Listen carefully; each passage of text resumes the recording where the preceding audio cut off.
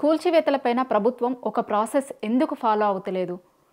ప్రాథమిక హక్కుల ఉల్లంఘన మీద బాధితులు కోర్టుకు పోవచ్చా? ప్రభుత్వం నుంచి నష్టపరిహారం కోరొచ్చా? చెరువ మనిషా అన్నప్పుడు ప్రభుత్వం ఎవరి ప్రయోజనాల కోసం పనిచేయాలి అనేటువంటి అనేక అంశాలపైన మాట్లాడేందుకు మనతో పాటు వి ప్రకాష్ గారు ఉన్నారు. సార్ నమస్తే అండి.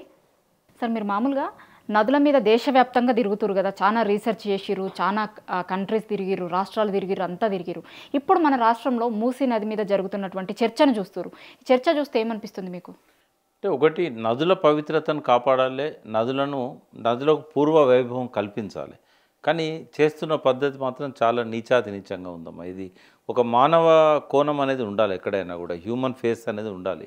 కేసీఆర్ గారికి అది ఉండేది. ఎప్పుడైనా వాటర్ బాడీస్ విషయంలో కానీ ఇతరత్ర ఏదైనా ప్రజలకు వ్యతిరేకమైన నిర్ణయాలు తీసుకోవాల్సి వచ్చినప్పుడు వాళ్ళకు నష్టం జరగకుండా చూసేవాడు. అందుకే కేసీఆర్ గారు ముఖ్యమంత్రి కాగానే ఫస్ట్ తీసుకున్న డిసిషన్ ఏంటంటే, కొన్ని దశాబ్దాల నుంచి బస్తీలు వేసుకున్నారు, రకరకాలుగా ప్లాట్లు కొనుక్కొని కట్టుకున్నారు, రెగ్యులరైజ్ కాలేదు, ప్రభుత్వ భూముల్లో ఉన్నాయి, నాలాల మీద ఉన్నాయి. కాబట్టి ముందు వాటిని రెగ్యులరైజ్ చేద్దాము, వాళ్ళకు ఒక ఓనర్షిప్ అనేది ఇవ్వాలి. రేపు అమ్ముకున్నా లేకుంటే గవర్నమెంట్ ఒకవేళ వాటిని తీసుకున్నా కూడా నష్టపరిహారం ఇవ్వాల్సి వస్తుంది. కాబట్టి ఆ ప్రజలను దృష్టిలో పెట్టుకొని, వాళ్ళ కష్టాలను దృష్టిలో పెట్టుకొని వీళ్ళందరూ కూడా వలస వచ్చిన వాళ్ళు, తెలంగాణ కావచ్చు, శ్రీకాకుళం కావచ్చు, ఒరిస్సా నుంచి వచ్చిన వాళ్ళు కావచ్చు, వీళ్ళకు ఒక ఓనర్షిప్ అనేది ఇవ్వాలన్న ఉద్దేశంతో జీవో నంబర్ 58, 59 అని తీసుకొచ్చారు. అది చాలా మంచి నిర్ణయం. దాని ప్రకారం చాలామందికి రెగ్యులరైజ్ అయినాయి.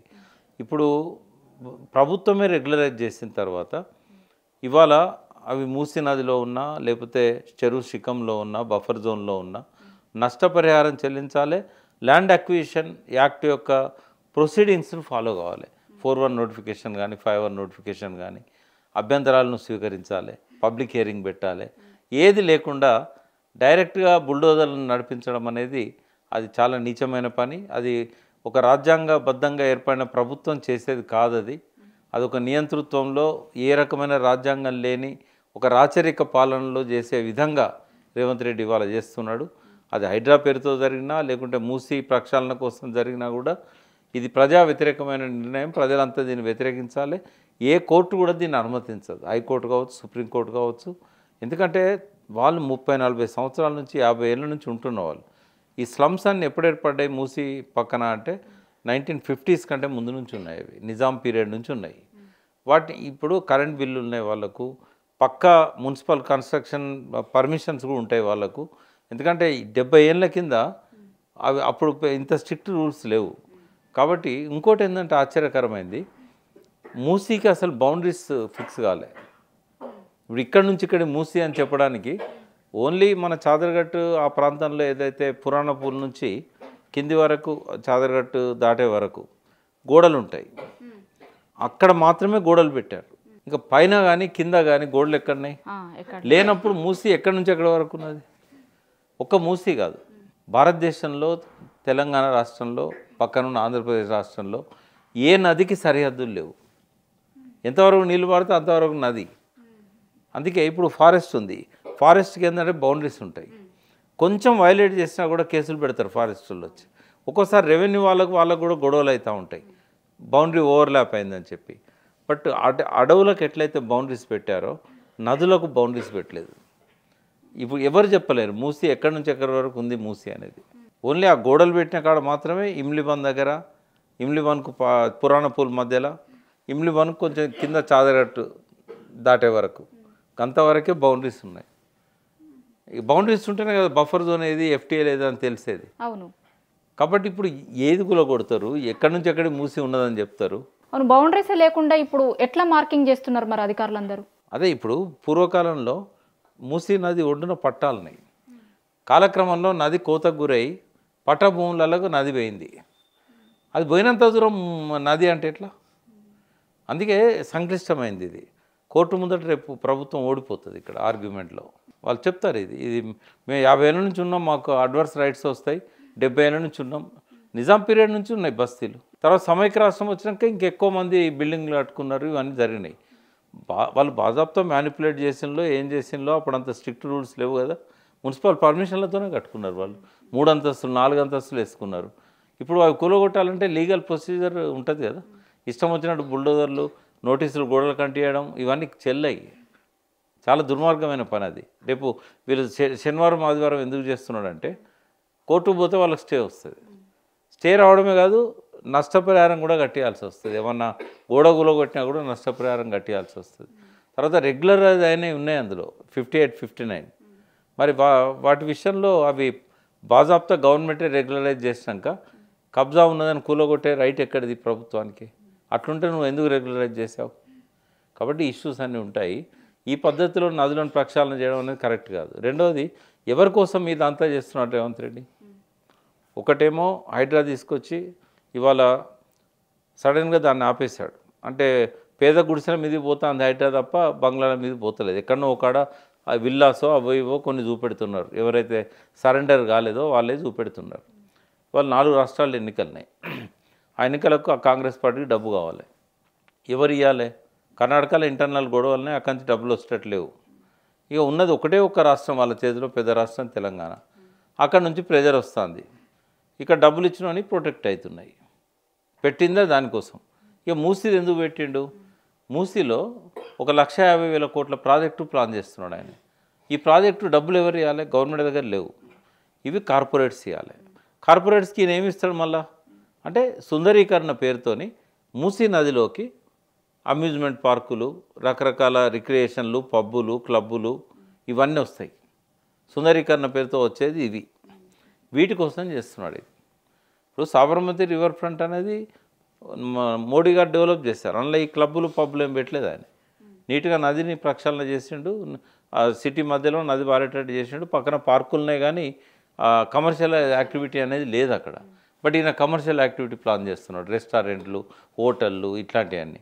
ఇప్పుడు నువ్వు పేదల బస్తీలను ఖాళీ చేసి పేదల గోసపుచ్చుకొని చట్ట వ్యతిరేకంగా బుల్డోజర్లను నడిపించి నువ్వు సుందరీకరణ కోసం ప్రజల ఉసురు తీసుకుంటావు. నువ్వు ఎందుకు ఉద్యానవనాలు అవసరమా? ఇది చంద్రబాబు శిష్యుడు కదా, నందనవనం ప్రాజెక్ట్ అని చంద్రబాబు మొదలుపెట్టిండు. అప్పుడు మూసి నిజంగా పరిరక్షించాలంటే అలా మళ్ళీ ఇవన్నీ ఏముండద్దు.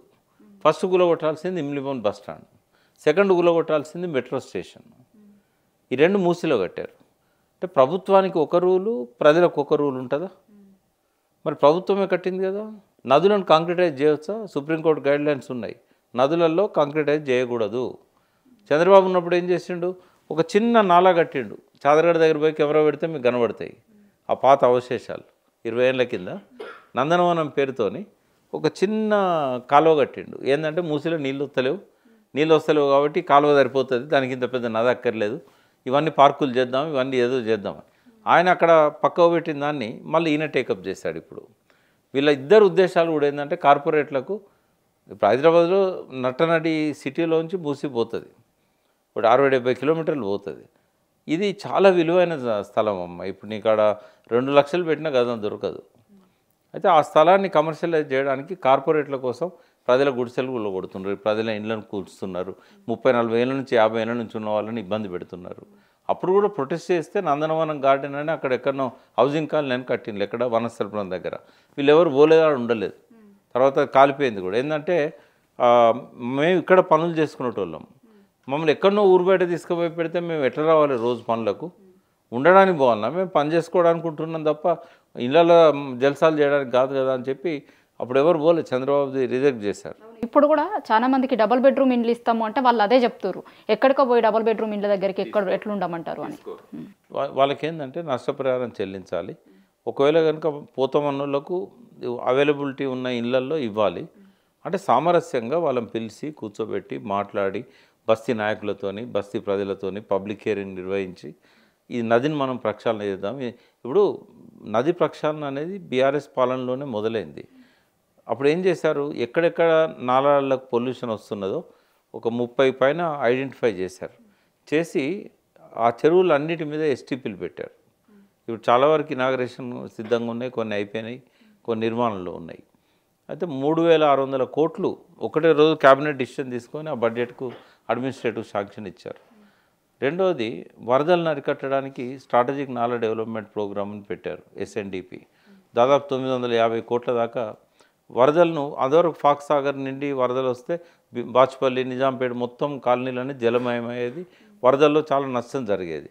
ఆ నీళ్లు పోవడానికి ఏం చేశారు, రోడ్లను తీసేసి కింద నాలా పెట్టి పైనుంచి స్లాబ్ వేసి రోడ్లు చేశారు. అదొక అద్భుతమైన ప్రోగ్రాం, అది ఎవరు ఊహించండి. అంటే ఆ వాటర్ పోవడానికి ఒక ఏర్పాటు చేయగలిగారు. అంటే ప్రజలకు ఎటువంటి ఇబ్బంది లేకుండా, ఏ బిల్డింగులు కూల్చకుండా ప్రాబ్లమ్స్ను సాల్వ్ చేశారు. అంటే కాలక్రమంలో ఏమైందంటే సమైక్య రాష్ట్రం వచ్చిన తర్వాత చాలా వరకు కబ్జాలకు గురైంది. కానీ ఎవరు కట్టుకున్నా అప్పుడు అధికారులు నిద్రపోయినా కూడా ఉన్న పలంగా రాత్రికి రాత్రి ఇండ్ల మీద బుల్డోజర్లు నడిపేయడం అనేది అది మానవీయ చర్య కాదు, అమానవీయము. నేను ఆ రాక్షస్ అనే పదం వాడను, ఎందుకంటే నా దృష్టిలో వాళ్ళంతా ట్రైబల్స్ కాబట్టి. ఇంతకంటే హేయమైన చర్య అనేది ఏ ప్రభుత్వం ఎన్నడూ చేయలేదు. ఇవాళ మూసీ కావచ్చు, హైడ్రా కావచ్చు, మొత్తం బస్తీ వాసుల మీదకి ఈ రకంగా దుర్మార్గంగా వాళ్ళను వెకేట్ చేయించాలి. ఒక గంట కూడా టైం ఇవ్వకుండా గర్భవతులు ఉన్నారు, వృద్ధాప్యంతో బాధపడుతున్న వాళ్ళు ఉన్నారు, మంచానికి పరిమితమైన వాళ్ళు ఉన్నారు. వాళ్ళ వస్తువులను కూడా తీసుకొనియకుండా ఏ ప్రభుత్వానికి రైట్ లేదు. వాళ్ళు అక్రమంగా ఉన్నా, కబ్జాలో ఉన్నా నోటీస్ ఇవ్వాలి, కోర్టు ప్రొసీడింగ్స్ అన్నీ ఫాలో కావాలి. కోర్టు ద్వారా అనుమతి తీసుకొని వాళ్ళని వెకేట్ చేయించాలి తప్ప నిర్దాక్షిణ్యంగా. ఎందుకంటే బతికే హక్కు వాళ్ళకు ఉంటుంది కదా, మరి ఆ బతికే హక్కు గ్యారెంటీ ఇవ్వాలి కదా ప్రభుత్వాలు. నువ్వు రాజ్యాంగబద్ధంగా ఎన్నికైన ప్రభుత్వం కదా నీది. గవర్నర్ దగ్గర ప్రమాణ స్వీకారం చేసినప్పుడు రాజ్యాంగం ద్వారా చేసావు కదా, మరి రాజ్యాంగ హక్కులను కాపాడంలో విఫలమైతే ఆర్టికల్ 356 కింద ప్రెసిడెంట్ ఆఫ్ ఇండియా ఈ గవర్నమెంట్ బర్తరఫ్ చేయొచ్చు. కేంద్ర కేబినెట్ కనుక తీర్మానం చేసి ఈ అమానవీయంగా పరిపాలన చేస్తున్నది, ప్రజలను ఇబ్బంది పెడుతున్నది అని చెప్పి మా నోటీస్కి వచ్చినాయి, ఇవన్నీ సాక్ష్యాలని చెప్పి పెట్టినట్టయితే రాష్ట్రపతి ఒక పెన్ను సంతకంతో రేవంత్ రెడ్డి ప్రభుత్వాన్ని బర్తరఫ్ చేయొచ్చు. ఎందుకంటే రాజ్యాంగం ఇచ్చిన హక్కులను ప్రజలకు దక్కేలాగా చేయాలి, అమలయ్యేలాగా చూడాలి తప్ప ప్రభుత్వమే రాజ్యాంగాన్ని ఉల్లంఘించే పరిస్థితి చాలా బాధాకరం. అది రేవంత్ రెడ్డి ప్రభుత్వంలో జరుగుతున్నది. ఈ తక్షణమే ఈ మూసి అక్రమ కట్టడాల తొలగింపు ఆపాలి, వాళ్ళతో సామరస్యంగా కూర్చొని మాట్లాడుకోవాలి. మీరు ఎప్పుడు కట్టుకున్నా ఒకవేళ రెగ్యులరైజ్ అయినా కాకపోయినా ప్రత్యామ్నాయం వాళ్ళకు చూపించి వాళ్ళకు సమయం ఇచ్చి వాళ్ళు షిఫ్ట్ అయిన తర్వాత ఆ నదిని వాళ్ళు పరిరక్షించాలి. ఇప్పుడు 1.5 కోట్ల ప్రణాళిక ఏదైతే మూసికి తయారు చేసిండో అది ఈ నదిని ఈ పేదోళ్ళని తొలగించేసి కార్పొరేట్లకు ఇవ్వడానికే. కాబట్టి అది ఏమైన చర్య. పర్యావరణవేత్తలు కూడా ఈ రకంగా బుల్డోజ్ చేయడాన్ని ఒప్పుకోరు. మామూలుగా ఇప్పుడు వీళ్ళందరితో మాట్లాడినప్పుడు బాధితులు చెప్తుంది అందరూ ఒకటే మాట ఏం చెప్తారు అంటే, మాకు అన్ని పర్మిషన్లు ఉన్నాయి, ప్రభుత్వం పర్మిషన్ ఇచ్చింది, ఆయా శాఖలకు సంబంధించినటువంటి వాళ్ళు పర్మిషన్లు ఇచ్చిర్రు, ఇప్పుడు పర్మిషన్లు ఇచ్చిన వాళ్ళు మంచిగానే ఉన్నారు కానీ మేమెందుకు రోడ్ల మీద పడాలి అనేది అందరు అడుగుతారు. ఇప్పుడు నిజంగా పర్మిషన్లు ఇచ్చినటువంటి అధికారులు బాగానే ఉన్నారు కానీ వీళ్ళందరూ బాధితులు అవుతారు, ఎట్లా చూడాలి దీన్ని? అంటే కంచే చేన్మేస్తా అంటాం కదా మనం. ప్రజలను బాధల నుంచి, అక్రమాల నుంచి కాపాడాల్సింది ప్రభుత్వం. ప్రభుత్వమే ప్రజలను బాధ పెట్టినట్టయితే ఇంతకంటే దుష్ట ప్రభుత్వం ఉంటుందా అసలు? అంటే ఎక్స్పోజ్ అయిపోయింది ఆయన, రేవంత్ రెడ్డి ఆల్రెడీ ఎక్స్పోజ్ అయ్యిండు. ఇది అవసరం లేని పని. ఇతర ప్రతిపక్ష పార్టీలు కానీ, ప్రజాస్వామ్యవాదులు కానీ, ప్రజా సంఘాలు కానీ, కుల సంఘాలు కానీ వాళ్ళకు అండగా నిలవాల్సిన సమయం ఇది. చట్టబద్ధంగా ఏదైనా చేయొచ్చు, చట్ట వ్యతిరేకంగా ఏం చేయడానికి వీల్లేదు. అంటే ఇప్పుడు హైకోర్టు కూడా మందలించింది. ఇప్పుడు ఆయన ప్రత్యక్షంగా వాళ్ళని హాజరు గమ్మని కూడా చెప్పింది. ఇది ప్రభుత్వానికి ఒక పెద్ద మచ్చ. ఇది అన్ఫిట్ టు రూల్ అనేది ఈ హైడ్రా అండ్ వీటి ద్వారా అర్థమవుతున్నది. ముసుగేమో ఒక నదులను కాపాడుతా, నదులను పరిరక్షిస్తా, జలాశయాలను కాపాడుతా, ప్రభుత్వ భూమి కబ్జా పెట్టిన వాళ్ళ దగ్గర నుంచి ప్రభుత్వ భూమి తీసుకుంటా. మనం తీసుకొని ఏం చేస్తున్నావు? తీసుకొని నిజంగానే దాన్ని రిస్టోర్ చేస్తున్నావు వాటర్ బాడీ? బఫర్ జోన్ల పేరుతో ఎక్కడి నుంచి ఎక్కడి వరకు మీరు తొలగిస్తున్నారు? ఏదైనా పారామీటర్ ఉందా? బఫర్ జోన్ అంటే ఎక్కడి నుంచి ఎక్కడి వరకు, లేదా ఎఫ్టీఎల్ అంటే ఎక్కడి నుంచి ఎక్కడి వరకు? ఇప్పటి వరకు 10 ఏళ్ళ తెలంగాణ గవర్నమెంట్లో చాలా ప్రయత్నం జరిగింది ఎఫ్టీఎల్ని ఫిక్స్ చేయడానికి, వాటిని నోటిఫై చేయడం అంటారు. మొత్తము 185 చెరువులు మిగిలినాయి టీఆర్ఎస్ గవర్నమెంట్ ఫామ్ అయ్యేనాటికి, తెలంగాణ వచ్చేనాటికి. ఇవాళ కూడా 185 చెరువులే ఉన్నాయి. ఏ చెరువు మాయం కాలే. 200 అంటే వాళ్ళు అంటున్నది ఏంటంటే 100 ఏళ్ళ విధ్వంసం జరిగింది, టీఆర్ఎస్ పాలనలో చెరువులన్నీ ఖతమైపోయినాయి. పచ్చి అబద్ధం అది. గవర్నమెంట్లో ఎవరైనా ఆర్టీఐ కింద అప్లై చేసి తీసుకోవచ్చు. 2014లో ఉన్న చెరువులన్నీ, ఇప్పుడున్న చెరువులన్నీ ఎక్కడ కబ్జాలకు గురైనాయి. అన్ని చెరువులను కూడా ప్రొటెక్ట్ చేయడానికి ఫెన్సింగ్ పెట్టింది. చాలా వరకు ఎఫ్టీఎల్లను కొన్ని ఫిక్స్ చేశారు. ఓ 52 చెరువుల వరకు నోటిఫై కూడా చేశారు. కొన్ని లీగల్ ఇష్యూస్ ఉండడం వల్ల, కోర్టు ఆంక్షలు ఉండడం వల్ల, కొన్ని ఎఫ్టీఎల్ ఫిక్స్ కాకపోవడం వల్ల, రకరకాల పట్టా భూములలో చెరువులు ఉండడం వల్ల టీఆర్ఎస్ గవర్నమెంట్ ఆ మిగతా నోటిఫై చేయలేకపోయింది. బట్ హెచ్ఎండిఏ పరిధిలో ఉన్న చెరువులను కానీ ఈ హైదరాబాద్ సిటీ మున్సిపల్ కార్పొరేషన్ పరిధిలో ఉన్న చెరువులను కానీ పరిరక్షించడానికి మొట్టమొదటిసారి ప్రయత్నం చేసింది కేసీఆర్ గారు, కేటీఆర్ గారు. అర్బన్ డెవలప్మెంట్ మినిస్టర్గా కేటీఆర్ గారు, ఇరిగేషన్ మినిస్టర్గా కేసీఆర్ గారు, అంతకుముందు హరీష్ రావు గారు. వీళ్ళే వాటిని కాపాడాలని ట్రై చేశారు. సైక్లింగ్ ట్రాక్ ఎందుకు వేశారంటే కనీసం దీని చుట్టూ ఒక బౌండరీ పెట్టి సైక్లింగ్ ట్రాక్ వేస్తే ఉన్నది కాపాడుకోవచ్చు అని. వాళ్ళకు మానవీయ కోణం ఉంది కాబట్టి, హ్యూమన్ ఫేస్ ఉంది కాబట్టి ఈ బలవంతంగా ఎవరిని తొలగించలేదు. వాళ్ళు చెప్పేటన్నీ అబద్ధాలు. ఎక్కడ ఎవరి దగ్గర కమిషన్ తీసుకున్నది లేదు, ఎవరిని తొలగించింది లేదు. ఎందుకంటే ఉన్న పలంగా ఎవరిని ఏం చేయలేము మనం. ముందు ఈ కాలుష్యం రాకుండా కాపాడుకుందాం, తర్వాత బౌండరీస్ విషయంలో ముందుకు పోదాం అనేది అనుకున్నారు. ఒకవేళ ఇదే ప్లేస్లో కేసీఆర్ గారు ఉంటే నోటీసులు ఇచ్చి మీకు నష్టపరిహారం ఇస్తాం, లేకున్నట్టయితే వేరే కాడ అకామిడేట్ చేస్తామని సామరస్యంగా వాళ్ళని ఒప్పించి అవి కూల్చేసి తర్వాత వాళ్ళు షిఫ్ట్ అయినాక వాటిని కూలగొట్టి ఆ నదిని నదిలాగా పరిరక్షించేవాళ్ళు. కానీ ఈ రకంగా అహంకారంతో బుల్డోజ్ చేయడం అనేది అది ఈ ప్రభుత్వానికి బాగా చెడ్డ పేరు తీసుకొస్తుంది. రేపటి రోజుల్లో మళ్ళీ అధికారంలోకి శాశ్వతంగా రాకుండా కాంగ్రెస్ను 100 గజాల లోపల పాతి పెడుతున్నాడు రేవంత్ రెడ్డి. హైదరాబాద్లో మెడమి తలకాయన్నాడు ఎవడు కూడా ఓటేయడు రేపు కాంగ్రెస్కి ఇంత దుర్మార్గం చేస్తే. అందుకే ఈ కాంగ్రెస్లో ఉన్న కొంతమంది ప్రజానాయకులు ఎవరైతే ఉంటారో వాళ్ళు రాహుల్ గాంధీ దగ్గరికి, సోనియా గాంధీ దగ్గర పోయి ఈయన చేసే నిర్వాకాన్ని అంతా వీడియోలలో చూపెట్టి వాళ్ళు మాట్లాడిన మాటలను హిందీలలో ట్రాన్స్లేట్ చేసి పంపినట్టయితే ఇది ఆగుతుంది. ఎందుకంటే ఈ ప్రభుత్వం వెన్నుముక లేని ప్రభుత్వం. ప్రతిదానికి అక్కడి నుంచి డైరెక్షన్ రావాలి. అయితే వాళ్ళు ఎందుకు నోరు తెరతలేరంటే వాళ్ళకి 4 రాష్ట్రాలకు ఫండ్ కావాలి. వాళ్ళు నోరు మూయించిండు, మీకు ఫండ్ కావాలి కదా, నేను చెప్పినట్టు వినండి, మీరు జోక్యం చేసుకోకండి అని. ఆ డబ్బుల కోసం వాళ్ళని బ్లాక్మెయిల్ చేస్తే అంతా చేస్తాం. అంటే ఇదంతా ప్రాథమిక హక్కుల ఉల్లంఘన కిందికే వస్తుంది పక్కా కదా. 100%. బాధితులు అంటే చట్ట ప్రకారం వాళ్ళు నష్టపరిహారం కోరొచ్చా గవర్నమెంట్? 100% కోరొచ్చు. ఇంకోటి మా అడ్వర్స్ పొజిషన్ కూడా ఉంది వాళ్ళకి. ఇవ్వందమ్మా భూమి, అది పాటు ఉంది, పద్యం ఉంది కదా, పుడమి నాదే అన్న మా భూమి నాదే అన్న పుడమి పక్కున నవ్వు అని. అసలు ఈ భూమి పుట్టిన కాంచి ఎన్ని కోట్ల కుటుంబాలు కాలగర్భంలో కలిసిపోయినాయి. ప్రతి ఒక్కడు ఈ భూమి నాదే అంటాడు, ఇల్లు నాదే అంటాడు, ఈ రోడ్ నాదే అంటాడు, కొట్టుకుంటారు, కోర్టు పోతారు, వాడు చేస్తాడు, వీడు చేస్తాడు, మళ్ళీ భూమిలోనే పాతి పెడతారు. వాళ్ళ ఈ భూమి మీదనే కాల్చేస్తారు. ఇవ్వందమ్మా భూమి. ప్రజాస్వామ్యంలో ప్రజల హక్కులు, ప్రజల అవసరాలు ఇవి మొదలు. ఇప్పుడు ఎవరి కోసం రాసుకున్నాం రాజ్యాంగం? అంబేద్కర్ ఎవరి కోసం అంత చర్చలు చేసి రాజ్యాంగం రాసిండు? ప్రజల సౌలభ్యం కోసం, ప్రజల అవసరాల కోసం. నువ్వు చట్టాలు ప్రజల కోసం తయారు చేస్తారా, చట్టాల కోసం ప్రజల్ని బలి చేస్తారా? అది ప్రజాస్వామ్యం అవుతుందా? ఆలోచించాలి రేవంత్ రెడ్డి.